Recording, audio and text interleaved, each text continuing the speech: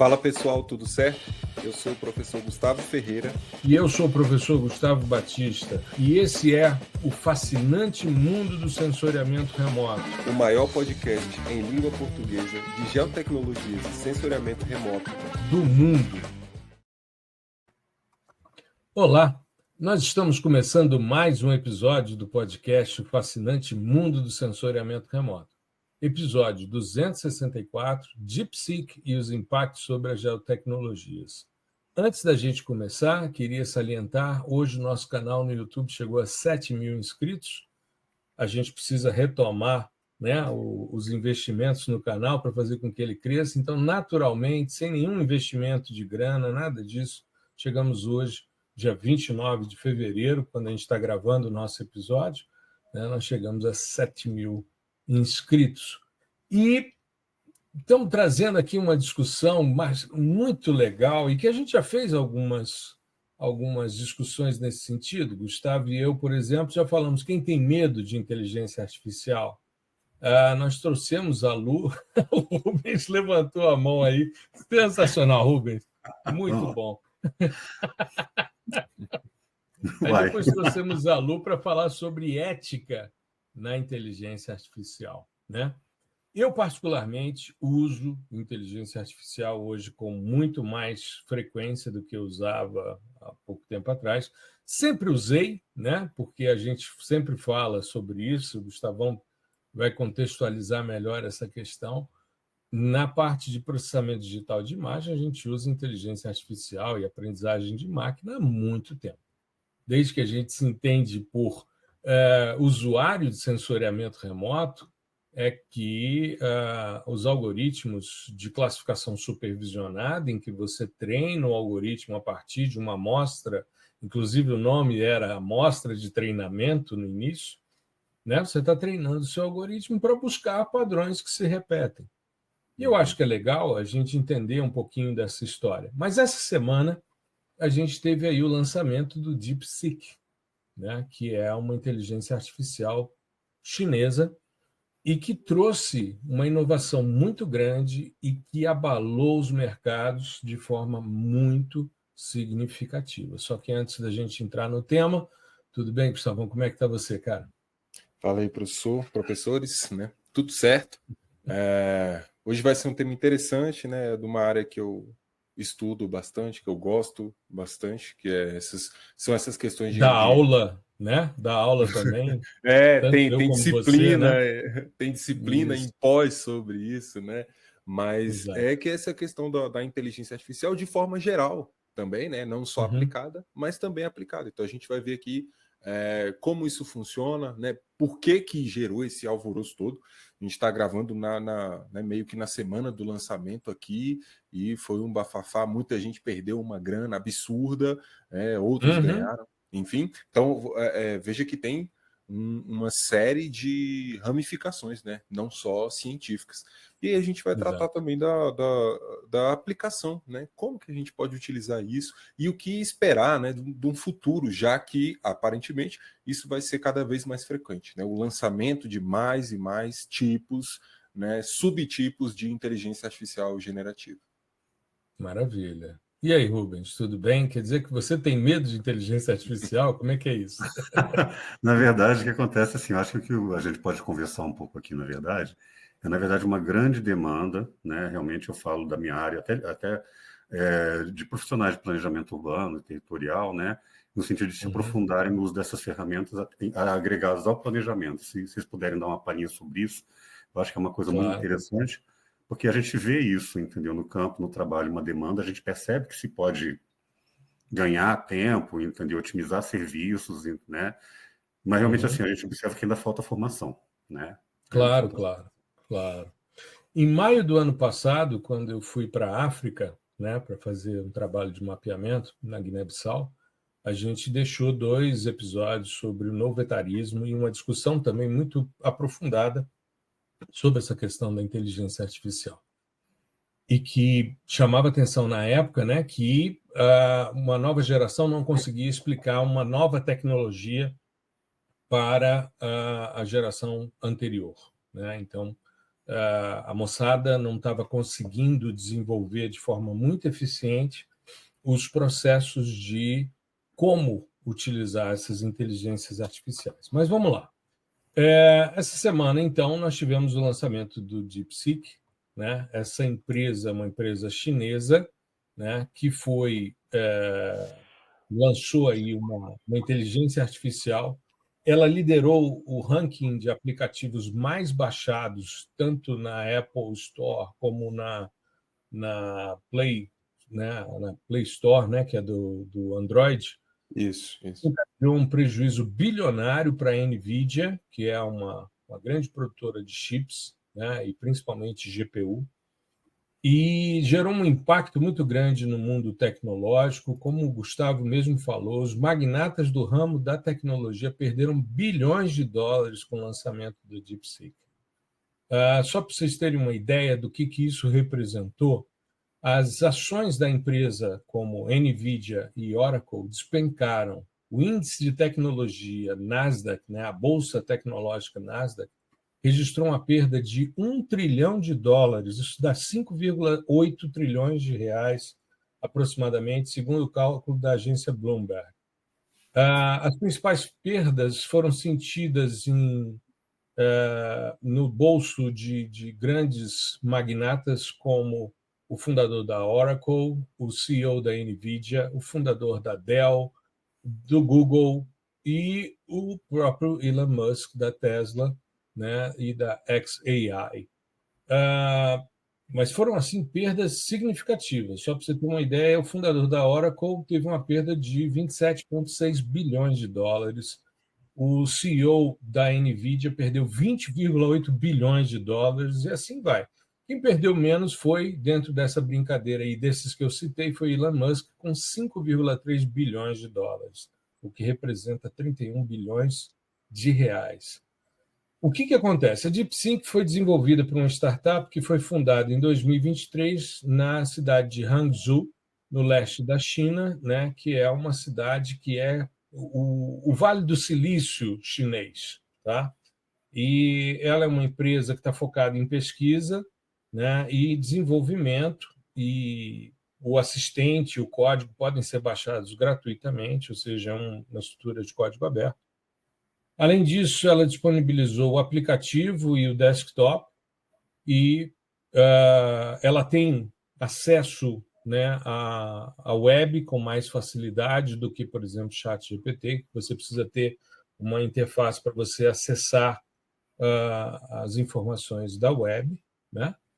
E o que é interessante é que, comparado com o ChatGPT pago, o 4.0, os resultados são impressionantes. Eu tive a oportunidade, desde segunda-feira, eu estava, né, como eu falei, eu sou um usuário de inteligência artificial com muita frequência para fazer as minhas pesquisas, para criar novas ideias, para ir atrás de informações, geração de prompts, de perfis, de contextos. Eu tenho estudado, feito cursos a respeito da temática, porque isso tem facilitado muito a minha vida, né? Eu comecei como um usuário simples, ou seja, eu estou escrevendo um artigo, vou citar algo que eu vou fazer, eu pedia para reescrever o que eu tinha escrito para evitar autoplágio.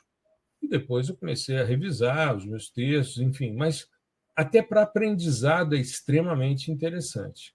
E o que a gente percebe é que, dentro dessa discussão, uma coisa muito, muito questionada com relação a essa questão do DeepSeek foi o preço que eles trouxeram, né, como custo de investimento. Tá?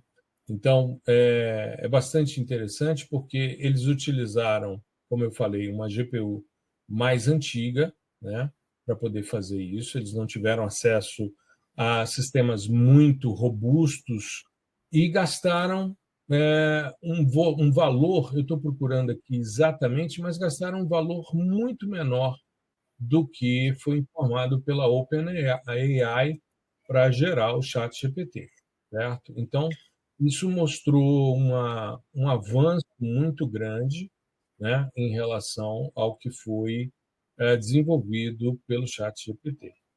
Então, tem muita gente que fala que ele é mais voltado para a geração de imagens, o ChatGPT mais para texto, mas ele funciona da mesma forma. E essa semana tive a oportunidade de testar, né? Eu estava fazendo uma investigação sobre metodologias de mercado de crédito de carbono e pedi a um e a outro o nível de detalhamento que, por exemplo, o DeepSeek trouxe foi muito maior do que o ChatGPT pago, certo? Então, por exemplo, quais são as principais metodologias do tipo RED+. Né? O ChatGPT descrevia as metodologias, né, do RED+, enquanto que o DeepSeek descrevia e te dizia qual eram as versões, por exemplo, na Verra, na Gold Standard, né, com relação a essa temática, ou seja, com muito mais detalhamento, com muito mais minúcias, né, com relação a isso. Então, eu até fiz um story citando o sensacionalista que fez uma brincadeira dizendo, né, que o ChatGPT foi visto dirigindo aplicativos, né, fazendo corridas de aplicativos, foi o surgimento do DeepSeek, né, ou seja, perdeu a sua posição e agora estava como motorista de aplicativos. Né? Eu achei. E aí Isso foi é muito legal bom, porque isso é muito bom. muita gente fez comentários assim legais falando sobre os testes que já tinham feito. É claro que, da mesma forma que quando, em novembro de 22, quando saiu o ChatGPT, a gente tinha momentos em que a gente ia usar e dizer os servidores estão ocupados, tente mais tarde, eu vivi isso 4 vezes essa semana com o DeepSeek. E houve também uma discussão, pelo que eu andei lendo, que houve uma tentativa de invasão do sistema para tentar hackear o sistema. Né? Eu sei que gerou tanto burburinho que tem muito órgão nos Estados Unidos e o próprio governo querendo banir a utilização do DeepSeek como forma de preservação, né, da OpenAI e outras inteligências artificiais. Mas vamos lá. E aí, Gustavão? Já brincou com DeepSeek? Já fez alguns testes? Então, primeira vez que eu ouvi falar do DeepSeek foi ano passado, né, em novembro, que era o DeepSeek V3, então versão 3. E aí o que acontece? Qual é o lance hoje em dia dessas inteligências generativas, né? Você tem umas fases específicas que não são muito típicas, por exemplo, no nosso processamento aqui de digital de imagens, tá? Então, por exemplo, você tem uma fase que hoje em dia, né, o pessoal costuma chamar de pré-treino, que é o seguinte: é aquela parte onde eu pego toda a minha base de dados, né, e divido em tokens. O que seria isso? Por exemplo, eu tenho uma frase: eu sou o Gustavo. Eu é um token, sou é um token, Gustavo é um token, né? E aí o pessoal fala, treinou com a base todinha da internet. Aí você pega toda essa base, tokeniza, divide em tokens, e aí você implementa, né, esse aprendizado do tipo como se fosse um autocomplete. Então, né, aí quando eu digitar, sei lá, a capital do Brasil a maior probabilidade é aparecer Brasília. Ou, né, enfim, Distrito Federal, sei lá, alguma coisa nesse sentido. Então, é criar essa máquina de probabilidades, né, que é o pré-treino. Beleza. Feito isso, agora você precisa fazer com que o sistema ele interaja com essa base de tokens, né, base tokenizada, treinada, para conseguir resolver problemas e interagir com o usuário. Que aí entra aquela parte, né, de você perguntar alguma coisa e aí ele elabora ali uma resposta que seja minimamente, enfim, inteligível, né, alguma coisa do tipo. Né? E dentro dessa fase, né, vamos supor, pós-processamento, você tem um monte de metodologias, né, que antigamente, isso tudo é baseado em redes neurais, tá, pessoal? E aí, quando a gente fala de redes neurais, uma rede neural, o objetivo é o ajuste dos pesos, né? E tanto que a medida de que se uma rede neural é muito robusta ou não é o número de pesos. Aqui a gente está falando na ordem dos bilhões de pesos. E estamos falando na ordem dos trilhões de tokens. Tá? E aí você tem que ajustar todos esses pesos. Numa rede mais padrão, um pouco mais tradicional, quando você passa esse treinamento, meio que toda a rede é ativada. Todos os pesos importam. Na questão do DeepSeek, principalmente desse V3, utilizou-se uma lógica um pouco mais nova, que é de uma rede esparsa, um pouco mais parecido com o cérebro humano. Né? Quando a gente está aprendendo, não são todos os neurônios que estão enviando pulso ali. Né? Tem uma parte, são partes específicas para resolver problemas específicos. Né? Então, quando eu quero resolver um problema lógico-matemático, é uma parte específica que é ativada. Né? E aí começou a implementar esse tipo de lógica na arquitetura das redes. Né? O pessoal chama também de mixture of experts, né? Uma mistura de experts, como se tivesse vários experts ali. E, bom, esse problema é de saúde. Então, vai para a área da saúde e ativa só esses pesos. Então, você tem essa arquitetura esparsa. Beleza. O DeepSeek que foi lançado agora é o R1, que vem de Reinforcement Learning, que é aprendizado por reforço. A mesma coisa que você faz com seu cachorro. Ele faz alguma coisa que, né, que você quer que ele seja treinado para fazer, você vai lá e dá um biscoitinho. Ele não faz, você não dá o biscoito. O petisco. Vamos pensar um problema de matemática. O problema de matemática, ele só tem 2 resultados, o certo e o errado.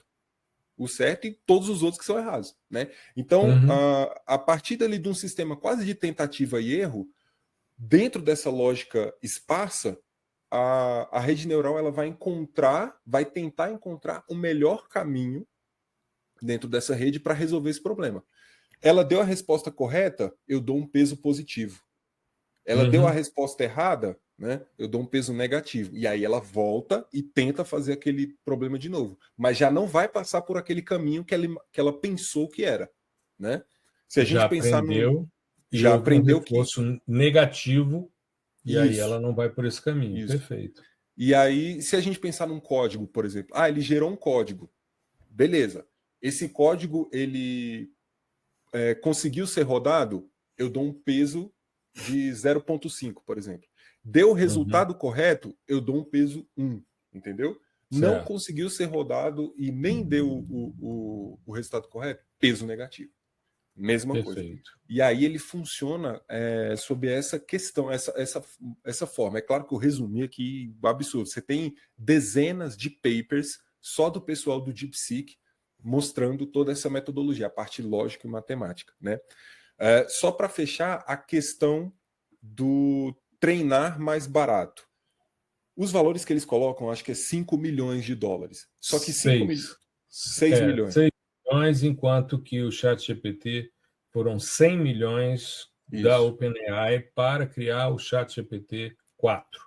Isso. Enquanto que o DeepSeek 6 milhões de dólares.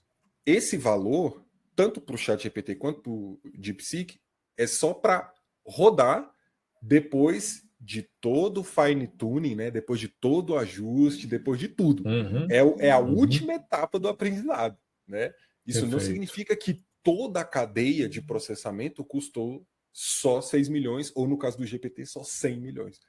Pode ter custado muito mais. Né?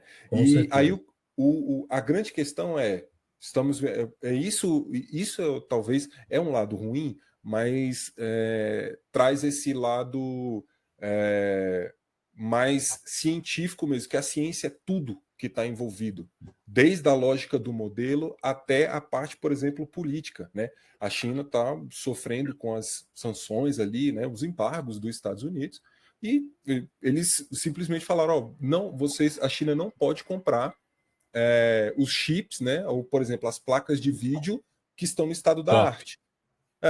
Por exemplo, as placas H100 da NVIDIA, que são responsáveis em grande parte pelo valor da NVIDIA está lá em cima, valor de mercado. Né? Então, beleza, vocês não podem comprar essas daqui, né? Se vira com o que você tem. Ok.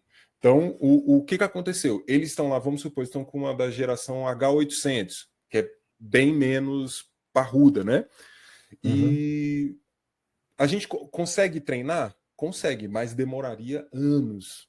Por quê? Porque essas placas, é claro, a gente está falando de paralelizar, né? Então, você colocar em várias placas toda essa rede para treinar ali pedacinho por pedacinho, entre muitas aspas. Só que o que acontece? Essas placas conseguem fazer isso, mas o gargalo está na comunicação entre essas placas. Né? A maioria dos gargalos. E aí o time de engenharia lá da DeepSeek, eles conseguiram otimizar de uma maneira absurda essa comunicação. E aí foi possível você treinar, né, viabilizar o treinamento de uma rede com bilhões de parâmetros e trilhões de tokens, né, em pouco tempo e gerar um resultado absurdo com essa proposta de reinforcement learning. Né? Então, foi isso que aconteceu. Então, isso traz muito à tona a questão da criatividade dentro do meio científico quando você tem recursos escassos. Né? Isso é muito importante. Esse é o ponto. Esse é o ponto. Eu queria trazer essa questão. E aí eu vou fazer uma volta aqui, de volta no túnel do tempo. Tá? Quando eu estava fazendo doutorado, isso final dos anos 90, eu tinha que ir uma vez por ano para o Jet Propulsion Lab apresentar os resultados. Era o compromisso que eu tinha com os caras. Eles me davam as imagens gratuitas, hiperespectrais, e eu processava, e eu tinha que apresentar os resultados no evento anual do Jet Propulsion Lab sobre hiperespectral, sensoriamento remoto hiperespectral. Beleza. O que a gente percebia? A gente não tinha os equipamentos que os caras tinham, a gente não tinha os radiômetros para fazer trabalho de campo e tal, a gente tinha que pegar as amostras, fazer uma ginástica, levar para um radiômetro, rodar aquilo, tinha muito ruído na faixa do visível, a gente tinha que ajustar, mas saíam os resultados. E saíam por quê? Por causa de criatividade. É interessante essa questão. A gente se reinventa em momentos em que a gente está vulnerável, em que a gente não tem condição de fazer. E isso é uma característica extremamente interessante, e por causa disso, que a grande discussão não é hoje, em termos de execução, né, o que você pergunta, mas como você pergunta. Então, a criatividade está na construção dos prompts. Aí entra um aspecto que eu acho que é extremamente importante, é ser criativo quando a adversidade se estabelece. Então, esse é uma das primeiras questões que eu acho que são importantes da gente refletir. Um aspecto que eu tenho visto muito, e aí eu vou trazer aqui um exemplo que eu vivi em 2 disciplinas agora, uma na graduação e uma na pós.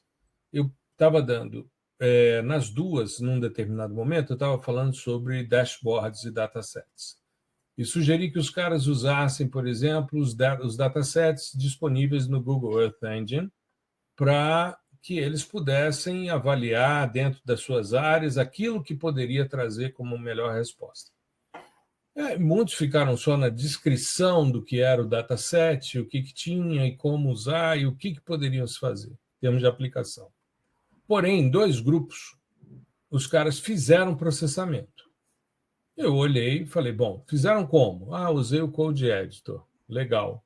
Você manja de JavaScript? Não, não manjo. Os 2 alunos, um de graduação, e o outro está terminando a graduação e estava como ouvinte numa disciplina de pós. Os 2 responderam da mesma forma. Eu coloquei no ChatGPT para criar o código e rodar. E chegaram a resultados interessantes. Tudo bem que eram datasets mais simples. Então, por exemplo, eu queria ver... Os 2 fizeram temperatura de superfície. Foi interessante porque os 2 fizeram o mesmo procedimento. Um é das ciências ambientais, o outro é da agronomia. Não se conhecem, não conversaram, mas no mesmo semestre, os 2 usando inteligência artificial para construir códigos, para ver temperatura de superfície a partir dos datasets do MODES e ter uma noção histórica de como estava variando a temperatura diuturna né, usando ChatGPT para construção de código. Me lembro e queria trazer essa discussão aqui, que o Gustavo já fez postagens mostrando códigos que fizeram análises completamente equivocadas, feitos por inteligência artificial, e o ajuste que foi feito para que isso fosse rodado. Mas o que você tem visto, Gustavo, em relação... Tudo bem que você é um cara que entende de programação, então é mais difícil você, né, fazer uma proposição que seja equivocada. Mas me chamou a atenção duas pessoas que não são da área de programação, que não conhecem linguagem de programação, e fizeram um código que foi eficiente em termos de resultado, pelo que eu pude analisar, né, usando inteligência artificial generativa. E eu acho que com o DeepSeek e com a popularização de uma inteligência generativa mais poderosa, como é o ChatGPT-4, só que de forma gratuita e aberta para os caras trabalharem, isso vai cada vez mais ser mais recorrente. O que você acha? E aí queria ouvir o Rubens também, que o Rubens está meio que de espectador nessa história, eu queria ouvi-lo também com relação a isso, para a gente falar um pouquinho de planejamento. Assim, em termos de onde estamos com inteligência artificial, não tem como. Isso aqui já entrou no nosso dia a dia, no mercado de trabalho, na universidade, e dificilmente vai sair. Talvez saia para uma coisa ainda mais robusta, mas dentro desses moldes, né, de estar ali como um assistente. Sobre a questão, particularmente a questão de códigos, né, de você resolver problemas de linguagem de programação. A grande questão é a seguinte: se você não tem conhecimento algum de programação e você conseguiu rodar e resolver seu problema, significa que seu problema é trivial. Com só certeza. Isso, né? Então, é uma coisa que dentro do desenvolvimento científico hoje da área é uma coisa simples de se fazer. A grande questão acontece quando você parte para um processamento um pouco mais complexo, né? Que foi o que eu sempre falei. Tenta pedir para ele criar uma arquitetura de rede neural profunda para você classificar uma imagem. Não vai rodar de primeira. Não vai. Não vai ter como. Tá? Então, tem essa questão, né? E existe também casos onde ele te dá um resultado, ele te dá um código, mas aquilo não está certo. Que aí é onde tem que entrar a expertise do usuário. Tanto no que diz respeito ao código, quanto no que diz respeito ao resultado em si. Porque eu posso escrever um monte de códigos e eles vão rodar. Agora, aquilo ali está certo? Né? Aquele resultado está correto? Né? O problema que você comentou do post era justamente esse. Porque eu tenho acoplado ao meu Google Colab a inteligência artificial da Google. E ela vai ali, você vai escrevendo, às vezes até de forma muito, enfim, incisiva, assim, sabe? Insistente, né? Você vai escrevendo, ele vai completando ali para você, querendo adivinhar o que você quer fazer. Aí, no dia, na hora, eu falei, não, beleza, é isso que você quer? Então vamos ver se vai dar certo. Acatei todas as sugestões e deu errado. Né? Então, a questão é ficar muito ligado nisso. Com relação a códigos, por exemplo, tem um problema muito comum que é de otimização. Se você pedir um código para o ChatGPT ou para qualquer um desses, ele vai te dar um código, beleza, você vai aplicar, o resultado vai ser até bom, no mínimo ali. Quando você, beleza, agora eu quero fazer essa análise para o Brasil todo. Aí ele vai quebrar, porque não está otimizado. Você pode até pedir para ele otimizar, ele vai encontrar algumas estratégias, mas, por exemplo, você nunca vai chegar, pelo menos com o que temos hoje, tá? A gente está falando aqui no mês de janeiro de 2025, com o que temos hoje, dificilmente você chega numa coisa escalável a nível industrial, por exemplo, para você aplicar no mercado. Né? Agora, para desenvolver uma solução doméstica, tranquilo. E aí, Rubens? Não, na verdade, assim, né? Primeiro, assim, eu gosto muito, né? Porque a gente sempre aprende muito, né? Assim, né? Eu já agradeço muito, Gustavo, né? Pelas colocações, né? Mas, assim, eu já tive algumas experiências, né? Na pós-graduação, né? Quando a gente estava dando soluções baseadas na natureza e arquitetura da paisagem. A arquitetura da paisagem é justamente uma matéria justamente de finalização, né? Eu dou uma pós de projeto especializada em, entendeu? Justamente nesse tipo de soluções de drenagem, soluções baseadas na natureza, coisas do escopo, desse escopo. E já tive dois alunos, né, duas alunas, inclusive, que tiveram em semestres diferentes, né, fizeram proposições, né, porque a gente sempre pede para fazer ou croquis, ou maquetes, ou desenhos, né, até para sair um pouco da planta, do projeto, né, em inteligência artificial. Aí vem justamente essa questão da crítica, né, porque no final das contas, o resultado final, em termos de representação, era um pouco meio comercial de margarina, você está entendendo? Você está fazendo uma intervenção em um bairro que alaga, de baixa renda, sabe? Entendeu? Com uma paisagem com uma série de vamos dizer assim, características mesmo, né? E no final das contas, aquilo virava uma abstração, né? Que não tinha muita cola com a realidade, né? E aí é exatamente quando vocês perguntaram para mim se eu tenho medo, entendeu, de inteligência artificial, porque realmente, assim, como pesquisador, né, é isso, Gustavo, você tem que ter a crítica em relação a saber realmente se aquilo que você está lançando realmente condiz com a realidade, vai se aplicar, vai ser desenhado, no caso da gente, né, vai ser desenhado realmente, né, tá realmente sendo fidedigno a uma representação. E o pior de tudo, assim, quem meio arquitetos urbanistas, né, assim, tem muita gente que gosta de maquiar produto, né, também, né? É o perigo disso começar a chegar, né? Eu sempre brinco muito, por exemplo, você está fazendo um projeto de habitação de interesse social, né? Que muitas vezes a gente sabe, entendeu, que está numa favela ou numa determinada região que tem, entendeu, realmente as suas características, né? Muitas vezes é um módulo solto de, sabe, tipo de autoconstrução, que você só deixa ali aquele espaço, a pessoa vai construir ali a casa dela e tudo, e você sabe que vai funcionar bem, a pessoa vai ter seu lar, né? E, de repente, a pessoa coloca uma estética de classe média, joga uma maquete eletrônica, coloca Golden Retrievers passeando, você está entendendo como é que é? Sabe, né? Né? Sabe? Né? E aí... sabe? E aí você olha assim, pelo amor de Deus, para que a pessoa está pensando em jogar um negócio desse aqui na estrutural, cara? Aqui, você está entendendo como é que é? Exato, Sabe? exato. Então, assim, aí eu percebo um pouco assim que as intervenções que eu vi até hoje, assim, em IA, entendeu, acabam indo nessa linha de representação, pior de tudo, assim, que tem um público, uma galera que gosta de fazer esse tipo de coisa, sabe como é que é? Então, assim, Sim, eu sim. faço esse paralelo que a gente tem que ter essa crítica realmente, né? Não, né, de certa forma, assim. E quando eu falo meu medo mesmo, assim, que eu morro de vontade de realmente me especializar nessa área, eu acho que é o futuro mesmo, demanda tempo, mas exatamente isso. Eu não vou começar a brincar agora para fazer qualquer coisa, né? A gente tem que ter uma base, né, para entrar, justamente para ter essa crítica, né, Gustavo? Eu acho que o ponto que se levantou é muito concernente mesmo, né? Não, com certeza, mas eu acho que a gente tem que começar a trazer essa discussão.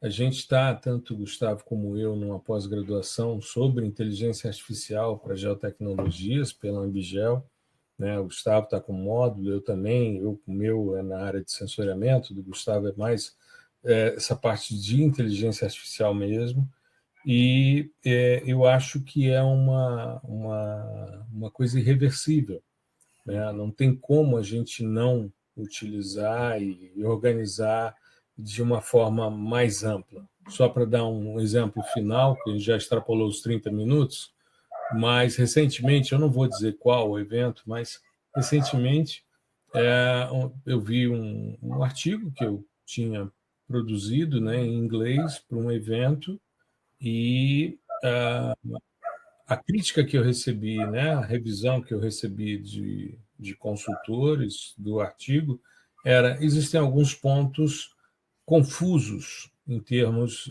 de compreensão do inglês. Eu retornei dizendo quais, né? Eu acho que se você vai fazer uma revisão, você deve dizer, olha, nesse parágrafo aqui não ficou claro o que quer ser dito e tal, né? Reveja aqui a estrutura e tal. Não sou nativo da língua, é normal que isso aconteça. Beleza. Sim. E aí, mas veio assim de forma geral. E se eu ficar esperando o retorno do que estava confuso, eu estaria até agora aguardando, né? Porque não veio, passou todos os prazos, não veio, simplesmente. Chegou um ponto e falei, bom, não virá. E aí o que eu fiz, cara? Eu peguei uma inteligência artificial, fiz o upload do arquivo, entrei com a intenção, né? Meu objetivo é apresentar um trabalho num evento internacional sobre tal temática, e aí dei o comando, revise o texto a seguir, mantendo a estrutura dos parágrafos, a ordem, como foi executada, mantendo o sentido, revisando o inglês como se fosse um nativo da língua. Foi feito um ajuste, mudou-se algumas coisas ali, ficou mais claro. Aí eu fiz a comparação do antes e depois, ficou um pouco mais claro mesmo, ficou um pouco mais elegante, beleza, e aí submeti novamente, foi aprovado. Então, isso facilita muito a nossa vida, em muita coisa, claro, né? Mas aí você tem que ter noção do que você escreveu, de como você escreveu, do que você queria dizer, né? Das duas línguas, para você entender o que você está fazendo e também entender o que foi proposto, né? Para justamente, de repente, não pintar um The Books on the Table lá no meio do texto e você achar que está tudo certo, né? Está tudo bonito. Que é a questão de você saber o que você está fazendo no código, você saber o que você está fazendo no planejamento e ter essa noção. Então, eu acho que as geotecnologias vão ganhar muito, cada vez mais com as IAs generativas, pela possibilidade não só do aprendizado sobre determinadas temáticas, que podem ser bastante otimizados nesse sentido, tá? A explicação sobre determinados fenômenos, processos e conceitos, a melhoria nos processamentos, quais são as melhores formas da gente chegar a um determinado resultado, e também, né, na questão da programação, cada vez mais a gente se apropriar e otimizar os códigos. É claro que tem que ter, como a gente discutiu nos episódios em que a gente falou do novo etarismo, que estava surgindo com a IA, né? Você precisa ter extensão vocabular, você precisa saber o que você está perguntando, né? E você precisa saber exatamente o que você quer em termos de intenção para você poder ter uma inteligência artificial que funcione muito bem. E que bom que surge uma iniciativa como o DeepSeek e que venham outros, porque quanto mais vierem, mais a gente tem à disposição de forma gratuita, né? Para que a gente possa cada vez mais popularizar a inteligência artificial para ser usada para o bem, dentro de preceitos éticos, para que a gente possa ter cada vez mais análises mais eficientes e mais funcionais, né? Então, eu acho que é por aí, certo?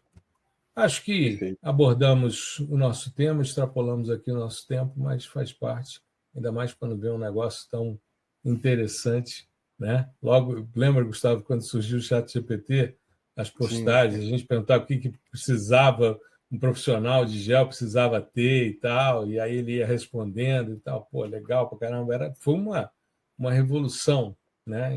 E a gente não pode deixar de...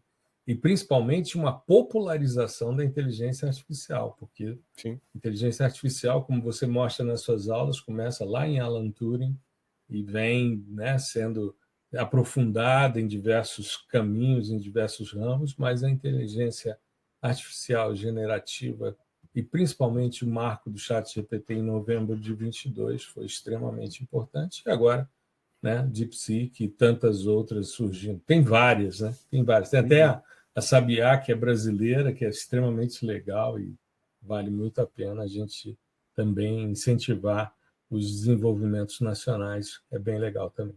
Beleza? É isso, moçada. Falou. É isso. Maravilha. Meus queridos, um grande abraço, uma boa semana a todos. Fiquem bem, se cuidem. Tudo de bom. Um abraço, pessoal. Até mais. Um abraço, boa noite, pessoal. Muito obrigado por prestigiar o nosso podcast. O fascinante mundo do sensoriamento remoto.